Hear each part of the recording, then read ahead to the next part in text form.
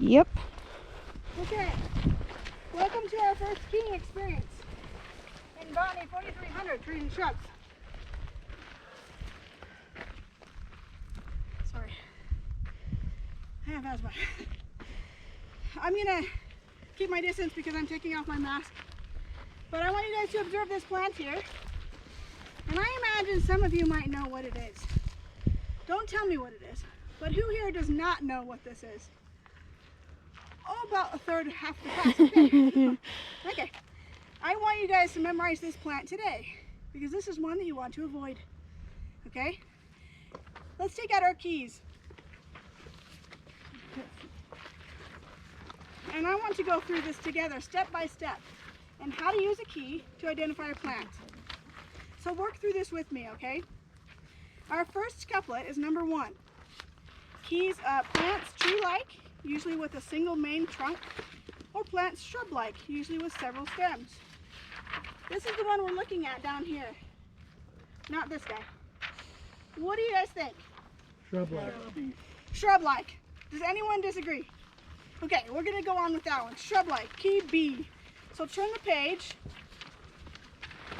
and we're going to page 4, I believe. Yep, 4 shrubs.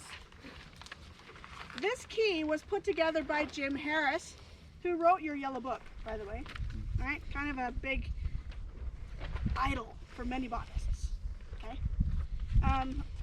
So key B then takes us to shrubs, and this key is a very simplified version of the plants that we might encounter here in Utah County on the Wasatch Front. All right. So let's look at couplet A. Leaves scale-like or all-like or evergreen or reduced to spines versus leaves broader, not scale-like or all-like, usually deciduous. Anyone want to take a guess? Deciduous. Okay, they're broader for sure. We don't know that they're deciduous yet because they're not on the ground. Deciduous means falling off, but they're certainly broader. They're not needle-like, right? Okay, so we're going to couplet 8. All right, Tyler Shaver, would you read couplet 8 for us? Okay. Plants acaulescent, leaves ensiform 10 to 50 centimeters long, or plants caulescent, leaves various, usually shorter than 10 centimeters. Okay, so our first dichotomy of terms is caulescent and acaulescent. Does anybody know what caulescent means? Acaulescent means that it's all on the bottom. That's what like a dandelion has like all its leaves around the bottom and it sends up a stalk. So Right. which term is that? Acaulescent. Okay, And then you're close. Acaulescent means without a stem. And so Lark here is describing a dandelion. You can visualize that in your mind where all the leaves are in the bottom and they seem to arise from the single point. That's true that is an acaulescent plant. A dandelion is also a good example of a rosette, where all the leaves are coming out at the base and then there's a spikelet of an inflorescence coming up. So that rosette is kind of an example of a type of acaulescent plant. So a caulescent plant then, what would be the opposite of stemless? Has stems. Has stems, right? Does this have a stem? Yeah. Okay, so how do we know it has a stem? In particular, if we note that the main stalk of a plant is branching, it's separating into different branches, then we know we're dealing with a stem and we have a caulescent plant. I'm not going to touch this thing, but I can assure you that what I'm viewing here, and you guys can all come up and notice that there are leaves arising from different nodes on this plant. This is definitely caulescent. Okay, thank you, Tyler. So where are we going to next? 9. 9. Who wants to do number 9? Let's see. How about the other Tyler? Tyler Wagner. Leaves opposite or leaves alternate? All right, what do you think? opposite. Opposite. Alternate. Okay, I'm going to back up and I'm going to let everyone in small groups come up here and stare at this plant for a minute because this is a good teaching moment. Come up here and stare at this plant. Please don't touch. You can grab a stick and move it around if you want to.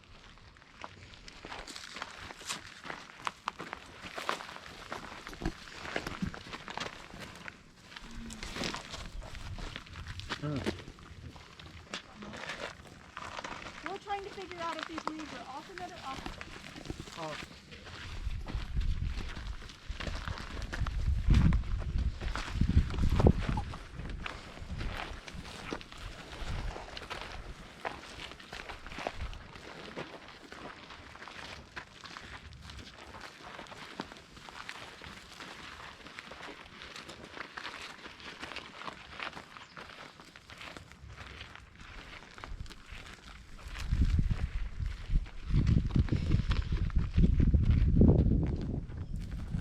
So it has 3 leaves. They all kind of go around.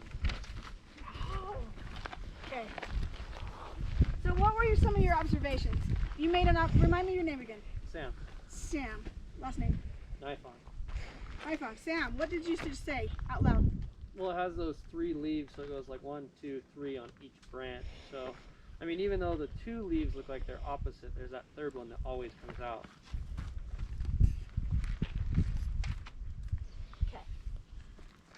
So, by raise of hands, who thinks these leaves are alternate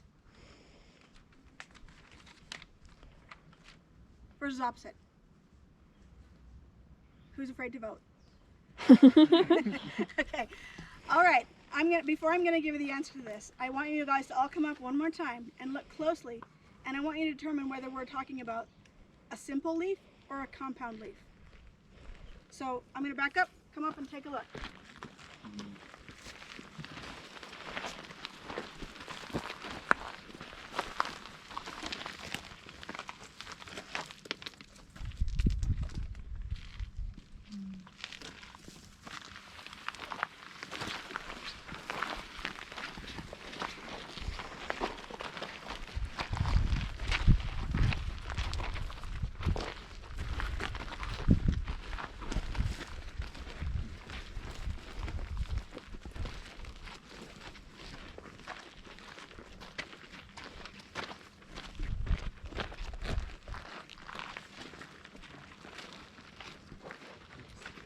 No touching.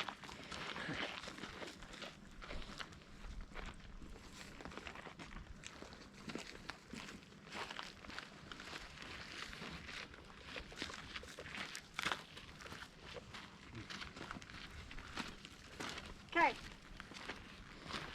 Who here thinks this is a simple leaf? Okay, we got to take her over here. Who thinks this is a compound leaf? Okay, thanks for answering. Okay. All right, those of you who guessed compound are correct. Okay, so what we're dealing with now is actually a trifoliate compound leaf. Tri meaning 3, foliate meaning leaflets. This has 3 leaflets. You'll notice here.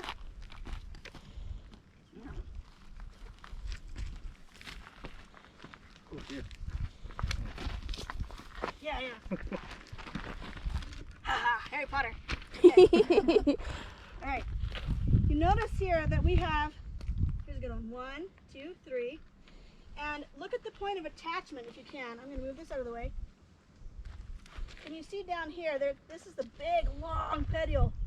The petiole is a leaf stalk and it's attaching down here on the stem. So actually, now that we know that, and that these are 3 leaflets here, who thinks this is alternate and who thinks it's opposite? Alternate. Opposite. Most of you are saying alternate. Correct. Remember that alternate is the point of attachment of the leaf's petiole. They're alternating on the stem. So, in that case then, where do we go? To couplet 25. But before we do that, I want to explain a few more things. Notice this leaflet here. You can all see this nicely here. There's 3 leaflets. This is a leaf. Look at the difference in the lengths of the petioles. Petiolule. What do you think that is? Small petiole. The leaflet stalk. A small petiole, right? But it's for the leaflet. The petiole is for the leaf, even if it's compound. The petiolule is the leaflet stalk. So we have here the bottom leaflets, the 2 lateral leaflets, have a tiny petiolule. It's about 1 centimeter big. Look at this middle one. It's like 3 centimeters long. This is the terminal petiolule, right? All the way to this terminal leaflet. Very long, right? that's just some terms you want to remember, and that's one of the ways that you can identify this plant. It is a pinnate compound leaflet. Pinnate meaning that the leaflets are coming off of each other in a ladder-like fashion, and that the terminal petiolule is much more longer than the lateral petiolules. Okay? Okay, so now we're going to couplet 25. Who wants to be our reader? Okay. Leaves compound and leaves simple. Oh! Okay, we kind of got to that one. Which one do you think? Compound. Compound, right? So now we're going to 26. All right, Maddie. Okay. Leaves with stipules, leaves lacking stipules.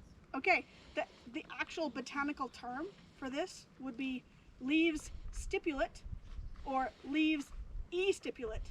E meaning not. Okay? So if we come up here and take a look, what is the stipule? Anybody know?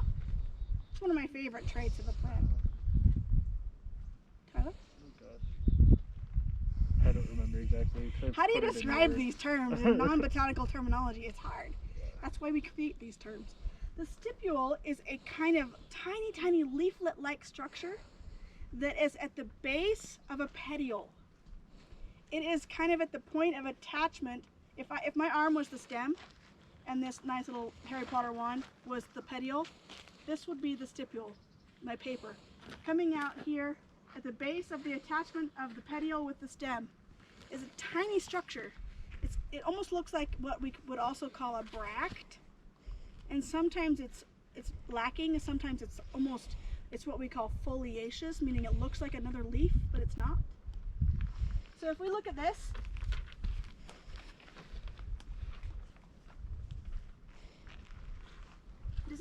do you guys want to come up and look? I am not viewing any stipules.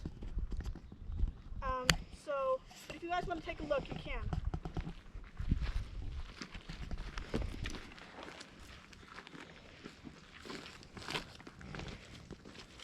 At the point of attachment of the petiole and the stem, if there was a stipule, it would be like a little tiny leaflet-like structure.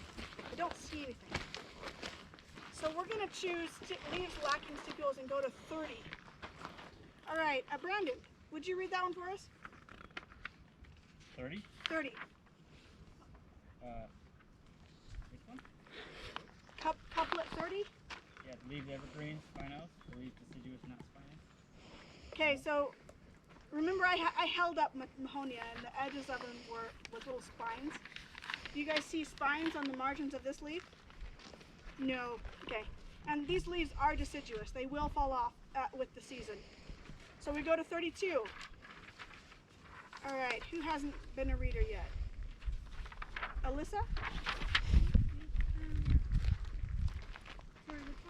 32? Leaflets more than 3 or leaflets 3? Leaflets more than 3 or leaflets 3? Leaflets 3. Okay, we can all count. Good. 33.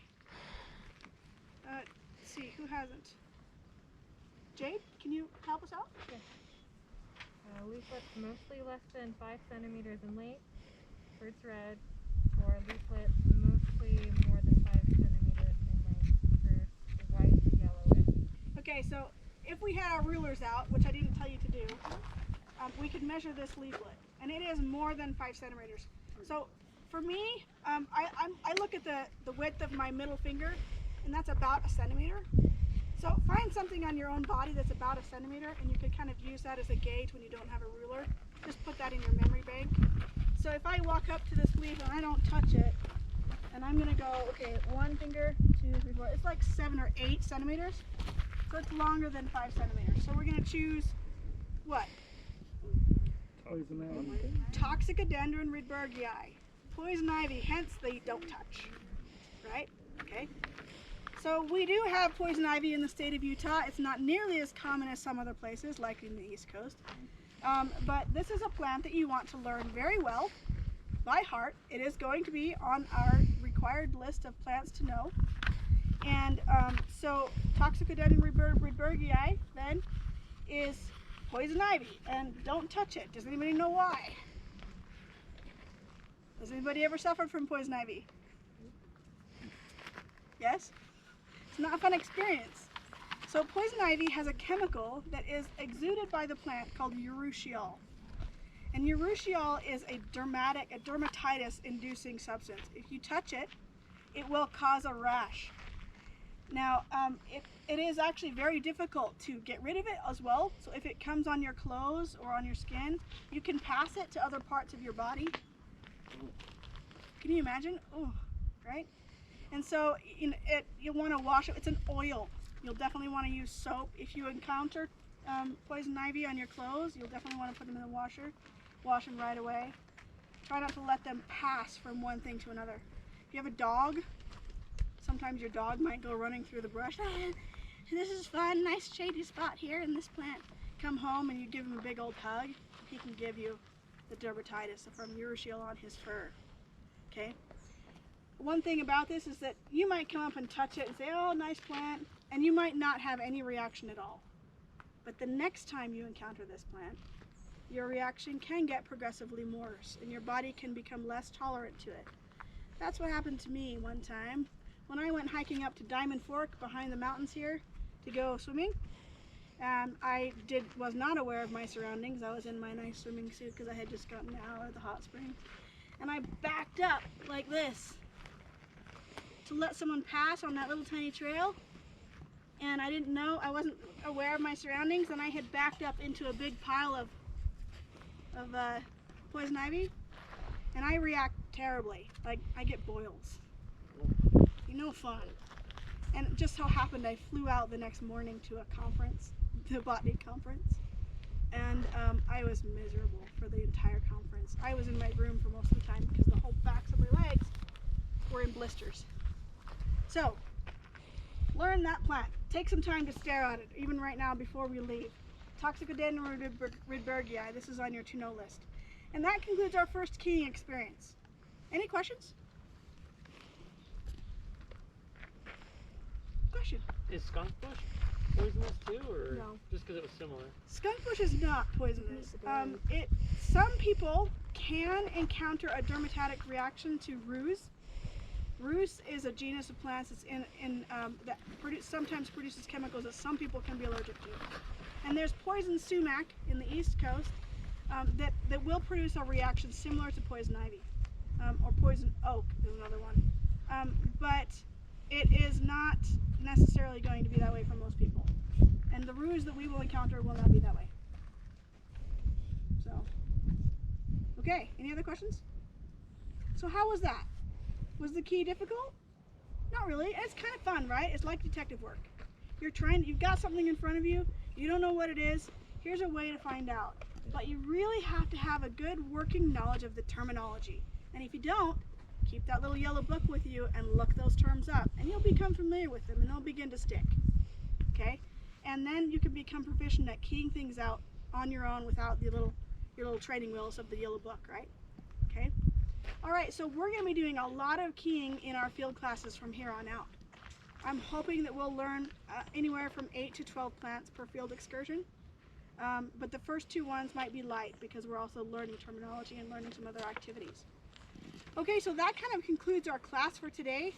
And you guys can stick around and go for a hike if you want, or you can work on your other morphological terms. But please do upload that morphology by the 30th, which is Sunday night. And there's a really nice detailed explanation of that activity in the instructions for the morphology bingo hunt. Okay? All right, so that's it. Hannah, would you do me a favor and get some nice good close-ups of that before you turn it off? Yeah. And we'll convene again next Thursday. I'm going to be opening up the week 2 module today. I still have to write the quiz. So it might be tonight. And then you guys can really get into that. Please do endeavor to get through your learning content before you come to field class, because we will be actively talking about that. Okay? And write down questions you have, and come to class with questions. You can feel free to email me as well. If you have any problems working with the morphology bingo hunt and iNaturalist, you can let me know, and we can talk on the phone or we can talk on MS Teams, however you need, and I'm here to help. Okay? All right. I hope this was an enjoyable first time for us being out in the field. Thank you for being fiscally responsible, mask responsible, and being kind to others by wearing your mask when we need to, And we will be coming to this same spot next week as well. Okay? Thank you. All right. See you guys later.